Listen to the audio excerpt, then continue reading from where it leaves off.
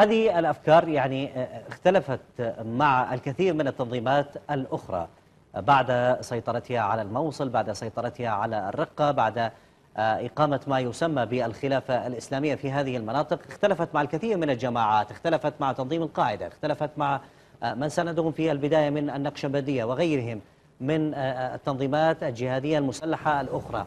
طيب، اليوم مراكز بحثية تحدثت عن الكثير من هذا الموضوع وهذه الجماعات بمرحلة ما بعد انتهاء مرحلة تنظيم داعش. كيف سيكون دور هذه الجماعات في هذه المناطق؟ هل سيكون لها عودة من جديد؟ وعلى سبيل المثال تنظيم القاعدة؟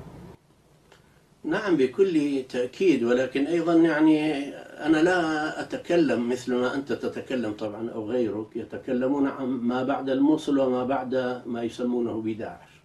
أنا لا أعتقد أولا يوجد شيء اسمه ما بعد تنظيم الدولة، لأن قالوا ما بعد طالبان، وهذا كان كذبا، مجرد حرب كلامية ومن ضمن حروبهم المعروفة يعني. لكن بالنسبة للأفكار التي أو الرؤية التي تبنتها جماعة تنظيم الدولة هي الرؤية الوهابية في شق فيصل الدويش، وأدبياتها كلها تتركز على كتب سليمان بن عبد الله بن محمد بن عبد الوهاب، وعبد اللطيف بن حسن بن محمد بن عبد الوهاب، وحمد بن عتيق وبابطين وغيرهم. وهذه الكتب موجودة، وهذا كان شق الحركة الوهابية التي قاتلت الجميع.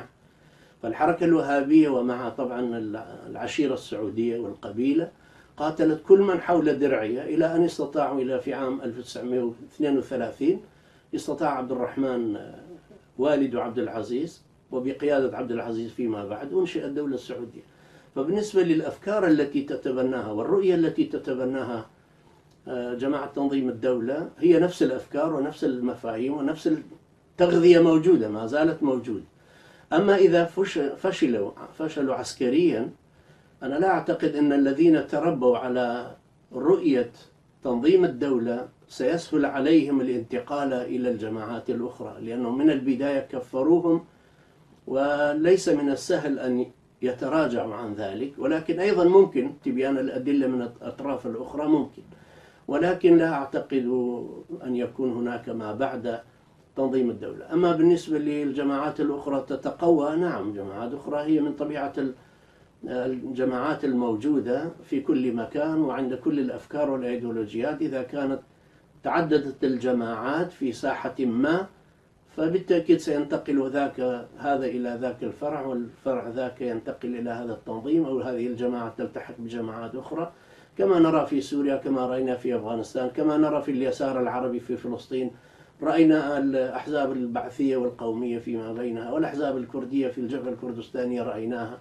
هي ممكن يعني هذه كلها ممكن أن ينتقلوا، ولكن يجب أن لا نخوف شعبنا المسلم بأنه هذا الغول الذي نحاربه الآن واسمه تنظيم الدولة أو ما يسمونه بداعش، إن هؤلاء بعد الضربة سينتقلون، وأفرادهم سينتقلون إلى أماكن أخرى ليضطهدوا المسلمين في كل مكان، بحجة أن أفرادا من تنظيم الدولة ينتموا إلى هذه الجماعات. هذه كلها مقدمات لخطط استئصالية ضد الجماعات الإسلامية، ضد الوجود الإسلامي، لأن كل القوى الاشتراكية والليبرالية والقومية فشلت في بلاد المسلمين من أندونيسيا إلى المغرب، وهم لا يريدون أن يقوم لأهل السنة والجماعة قائمة كما للشيعة إيران.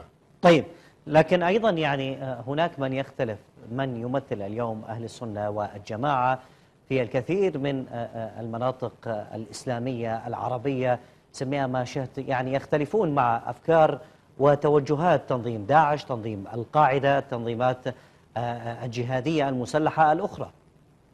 من الطبيعي يعني إذا كان اليسار يعني انتموا إلى 32 مدرسة اشتراكية في العالم، والليبرالية انتمت إلى فلسفات مختلفة ورؤى مختلفة وأحزاب مختلفة، بل أنظمة مختلفة في الحكم كذلك بالنسبة لأهل الإسلام. أهل السنة والجماعة إطار عام، بالإطار العام يجمع الأشعرية والماتريدية والمعتزلة والخوارج كذلك.